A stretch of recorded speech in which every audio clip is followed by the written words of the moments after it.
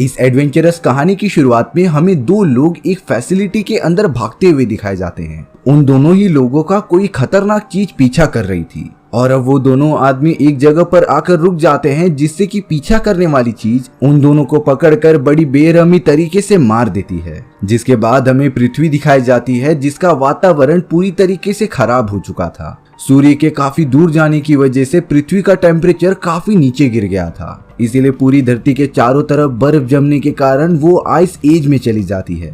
Temperature इतना नीचे जाने की वजह से सारे पेड़ पौधे और जानवरों को अपनी जान से हाथ धोना पड़ता है। हालांकि इस कंडीशन में हम इंसान भी सरवाइव नहीं कर पा रहे थे।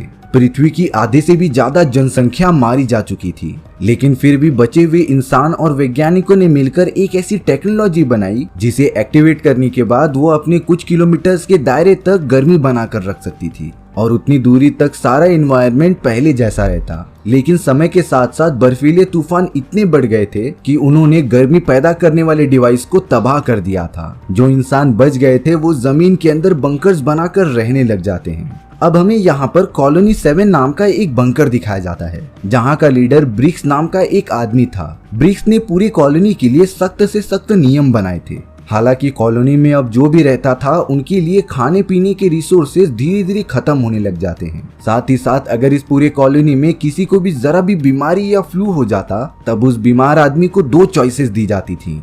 पहला कि वो बंकर छोड़कर हमेशा के लिए चले जाए, या फिर ब्रिक्स के लोग उसे जान से मार देंगे, क्योंकि बीमार आदमी को अपने कॉलोनी में रखना दूसरे लोगों को भी प्रभाव डाल सकता था। इसीलिए इन सारी चीजों में जरा भी रहम नहीं किया जाता। अब हमें ब्रिक्स के नीचे काम करने वाला नीसन नाम का एक आदमी दिखाया जाता है, जो एक बूढ़ा आदमी जिसे कि फ्लू हो चुका था उसे यहाँ से भागने के लिए कहता है। नेसन ने तो बिना कुछ सोचे समझे उस बूढ़े आदमी को गोली मार दी थी, यानी कि वो रूल रेगुलेशंस को काफी अच्छे से फॉलो करता था। नेसन की इन सारी चीजों को सैम नाम का एक लड़का देखता रहता है। सैम बिल्कुल भी नहीं चाहता था कि इस तरीके से लोगों की जान ली जाए, इसीलिए वो नेसन की सारी बातें जाकर ब्रिक्स को बता देता है। ब्रिक्स भी इस बात में सैम का साथ नहीं देता, क्योंकि अगर कॉलोनी में जितने कम लोग रहेंगे उतने बचे हुए रिसोर्सेस वो कंज्यूम कर पाएंगे। सैम को ब्रिक्स की बातें सुनकर ऐसा लग रहा था कि खाने पीने के मामले में इंसानी जान कोई भी मायने नहीं रखती। इसीलिए सैम, जो कि कॉलोनी के लेबोरेटरी डिपार्टमेंट में काम किया करता था, वो अपनी गर्लफ्रेंड काय के साथ रिसर्च करने के लिए चला जाता है। काय और सैम मिलकर लेबोरेटरी में बचे हुए खाने पर कुछ रिसर्च करते थे, ताकि वो खाने का प्रॉपर एनवायरनमेंट बना सके, क्योंकि इतने कम टेम्परेचर में गर्मी पैदा करना काफी ज्यादा डिफिकल्ट काम था। साथ ही साथ सैम और काय की टीम अलग अलग फसलों के बीज भी जमा किया करती थी, जिससे कि वो आर्टिफिशियल फसल उगा सके।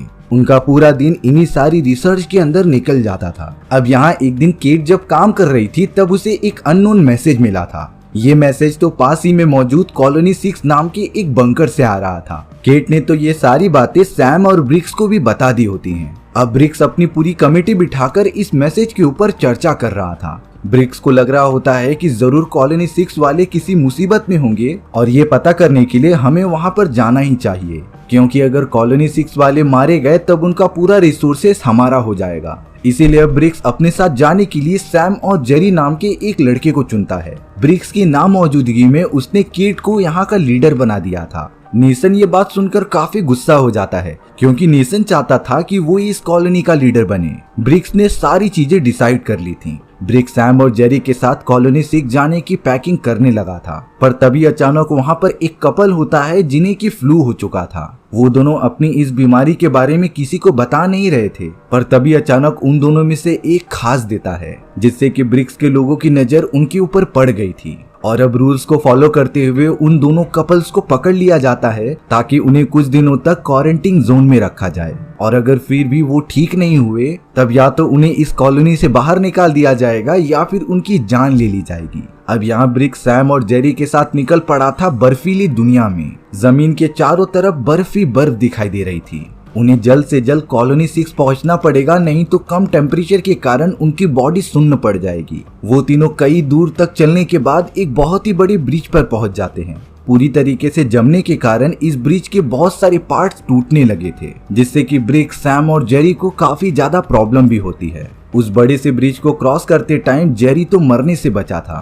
कुछ दूर तक चलने के बाद उन तीनों को एक आदमी की लाश मिलती है जो कम टेम्परेचर की वजह से मारा जा चुका था। वो तीनों जब कार के अंदर देखते हैं तब उसके अंदर एक औरत और उसकी एक छोटी बच्ची भी मौजूद थी। बदकिस्मती से वो दोनों भी जमकर मारे जा चुके थे। सैम को इस बात का बहुत ही बुरा लगता है, पर वो इन सारी चीजों को भुलाकर अपने इस मिशन पर फोकस कर रहा था। अब काफी दूर तक चलने के बाद ब्रिक्स और उसके साथी एक डैमेज हुए हेलीकॉप्टर के पास चले आते हैं। शायद से जो सोल्जर्स हेलीकॉप्टर्स में से बचकर जा रहे थे उनका यहाँ पर एक्सीडेंट हो गया, लेकिन अब काफी देर होने के कारण ब्रिक्स ने डिसाइड किया कि वो एक रात यहीं पर गुजारेंगे। ब्रिक्स ने इतने टाइम में जो भी सर्वाइवल चीजें सीखी थी वो उसका यूज करके आगे बढ़ रहा था। अब सुबह होते ही कई किलोमीटर चलने के बाद वो तीनों कॉलोनी 6 तक पहुंच गए थे, लेकिन ताज्जुब की बात ये थी कि उन्हें कॉलोनी 6 के आसपास कोई भी आदमी दिखाई नहीं दे रहा था। वो तो जब कॉलोनी 6 के गेट के पास गए तब उन्हें काफी ज्यादा खून दिखाई देता है। सैम और जेरी तो काफी डर गए थे कि आखिर यहाँ पर क्या हुआ होगा।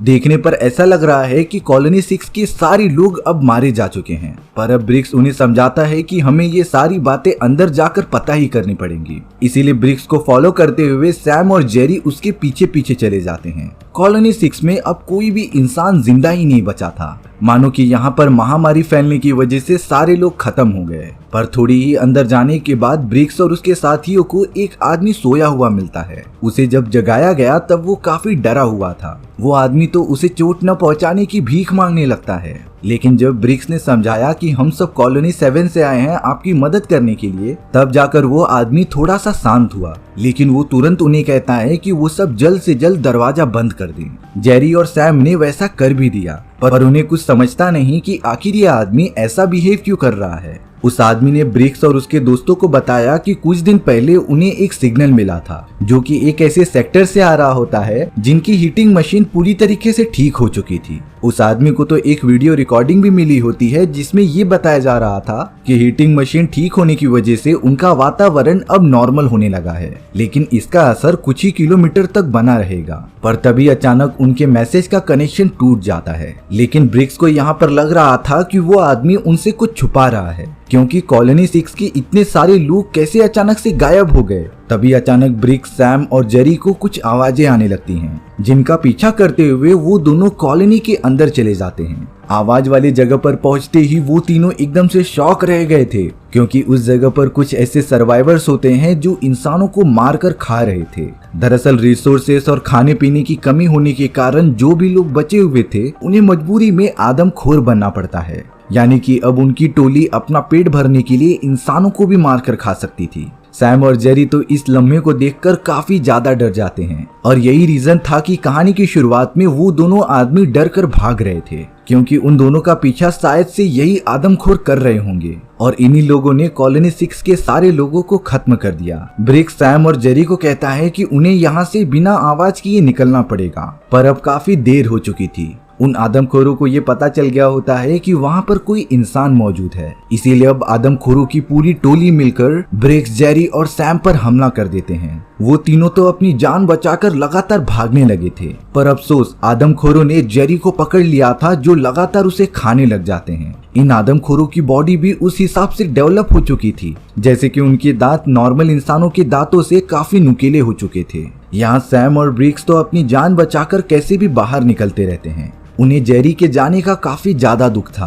अब कॉलोनी के बाहर निकलते ही ब्रिक्स ने एक बॉम्ब लिया और तुरंत ही चिमनी के अंदर फेंक दिया, जिससे कि कॉलोनी के अंदर एक बड़ा सा ब्लास्ट होने के कारण वहां से निकलने का रास्ता बंद हो चुका था। ब्रिक्स को लग रहा होता है कि इन सारी चीजों से वो आदमखोर उनका पीछा नहीं करेंगे, इसीलिए ब्रिक्स और सैम लगातार अपनी कॉलोनी की तरफ आगे बढ़ते ही रहते हैं। वो दोनों कुछ देर आराम करने के लिए उसी खराब हुए हेलीकॉप्टर के अंदर चले जाते हैं। सैम और ब्रिक्स काफी उदास हो चुके थे, क्योंकि जेरी अब नहीं रहा। आदमखोरों ने तो जेरी को जिंदा ही चबा लिया था, लेकिन सुबह होने के बाद ब्रिक्स जैसे ही थोड़ी दूर पर देखता है, तभी उसे आदमखोरों की एक बहुत ही बड़ी टोली उनकी तरफ आते हुए दिखाई दे रही थी। ब्रिक्स समझ गया था कि ये आदमखोर उन्हें मारने के लिए उनके पैरों का पीछा करते हुए आ रहे हैं, इसीलिए अब ब्रिक्स सैम को लेकर तुरंत ही अपने कॉलोनी में जाने के लिए निकल जाता है। वो दोनों तो उसी पुराने ब्रिज के पास पहुंच गए थे जहां से वो आए थे, लेकिन अब ब्रिक्स कहता है कि उन्हें आदमखोरों की टोली को रोकना पड़ेगा,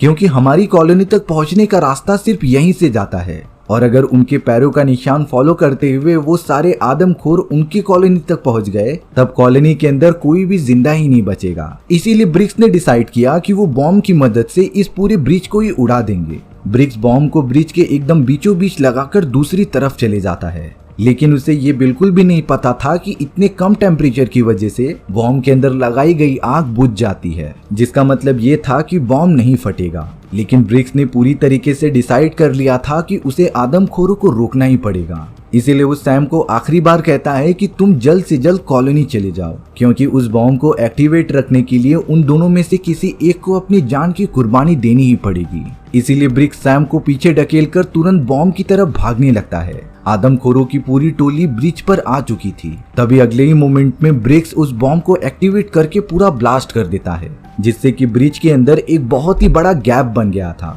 इन सारी चीजों के लिए ब्रिक्स ने भी अपनी जान की कुर्बानी दे दी। आदमखोरों की पूरी टीम ब्रिक्स के दूसरे पार्ट पे खड़े होकर देखते ही जा रही थी। सैम तो अपनी जान बचाकर कैसे भी करके कॉलोनी 7 की तरफ भागने लगा था। अब हमें कॉलोनी 7 में दिखाया जाता है, जहां पर नेसन ने गन तान रखी थी उन दोनों कपल्स पर जिन्हें की फ्लू हुआ था। दरअसल ब्रिक्स के ना होने के कारण नेसन अपना दबदबा बनाना चाहता था, और तो और उन दोनों कपल्स की क्वारंटीन ड्यूरेशन अभी तक खत्म भी नहीं हुआ होता, लेकिन फिर भी नेसन उन दोनों कपल्स को मारना चाहता था। केट इस अन्याय को देख नहीं पाती और नेसन को रोकने चली आती है, जिससे कि वो दोनों कपल्स अपनी जान बचाकर भागने लग गए थे। नेसन इस बात से गुस्सा होकर उन कपल्स में से एक औरत को मार देता है, और तो और उसने केट पर भी हमला कर दिया था ताकि वो इस पूरी कॉलोनी पर अपना कब्जा बना ले। वहीं दूसरी तरफ सैम कई घंटों का सफर तय करते हुए कॉलोनी तक पहुंच गया था। सैम को जल्द से जल्द रेस्क्यू किया जाता है और गर्म कपड़े पहनाए जाते हैं। सैम ने सभी को सारी चीजें सच सच बता दी थी। ब्रिक्स और जेरी अब मारे जा चुके हैं और आदमखोरों की एक बहुत ही बड़ी टीम उनकी तरफ बढ़ रही है। इन सारी चीजों के बावजूद नेसन काफी ज्यादा खुश था, क्योंकि ब्रिक्स तो नहीं रहा, इसीलिए कॉलोनी का नया लीडर वही बनेगा। नेसन ने तो सैम द्वारा बताए गए आदमखोरों की बातों को इनकार ही कर दिया था। वो कह रहा था कि सैम इतनी दूरी तक रास्ता तय करके आया है, इसीलिए उसे हेलुसिनेशन होने लगे हैं। पर असली सच्चाई तो सैम को ही पता थी। सैम केट से मिलकर उसे सारी बातें बताता है। साथ ही साथ अब वो केट के साथ निकलने की प्लानिंग करने लगा था उस जगह की तरफ जहाँ की हीटिंग मशीन और वातावरण पूरी तरीके से नॉर्मल हो चुका है। सैम और केट तो जल्द से जल्द खाने पीने के सामान भरने लगे थे और अपनी पैकिंग करने लगे थे, पर शायद से अब काफी देर हो चुकी थी, क्योंकि आदमखोरों की पूरी टोली ने उनके कॉलोनी को घेर रखा था। नेसन और उसके पूरे लोग सैम और केट को रोक देते हैं ताकि वो उनकी लड़ने में मदद करें। देखते ही देखते सारे आदमखोर कॉलोनी में घुसकर सभी को मारने लग जाते हैं। पहली बार सैम, केट, नेसन और बाकी सभी लोग एक साथ मिलकर लड़ाई कर रहे थे, लेकिन यहाँ पर सैम चाहता था कि केट और उसे कुछ ना हो, इसीलिए वो एक सेफ जगह देखकर वहाँ से निकलने की कोशिश करता है। वहीं कुछ लोग ऐसे भी थे जो अपनी जान कुर्बान करके उन सभी आदमखोरों से लड़ाई कर रहे थे, क्योंकि अगर वो इस कॉलोनी से बाहर निकल भी गए तभी भी इतनी ठंड में उनकी जान तो चली ही जाएगी। इससे अच्छा वो आदमखोरों से लड़ते हुए मर जाएं। पर अब यहाँ नेसन, जो कि आदमखोरों को पूरी तरीके से खत्म करना चाहता था, वो एक बड़े से गैस सिलेंडर में फायर कर देता है, जिससे कि आधे से ज्यादा आदमखोर मारे गए थे। हालांकि इस धमाके में कॉलोनी के कुछ वर्कर्स भी खत्म हो जाते हैं, लेकिन अभी भी उन आदमखोरों का लीडर बचा हुआ था, जो सीधा अपने सामने आने वाले सारे इंसानों को मारने लगा था। पर सैम बड़ी हिम्मत दिखाते हुए उस आदमखोरों के लीडर से फाइट करने लगता है। हालांकि सैम में उतनी ज्यादा शक्ति नहीं थी कि वो उस लीडर से लड़ सके,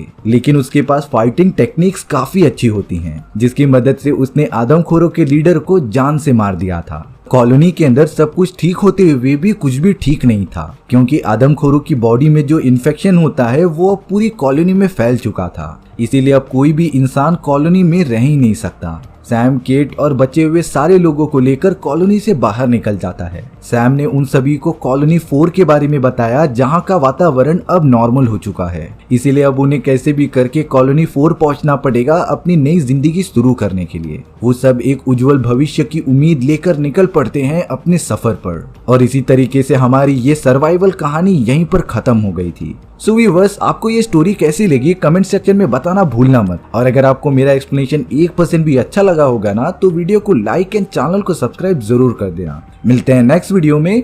बाय बाय।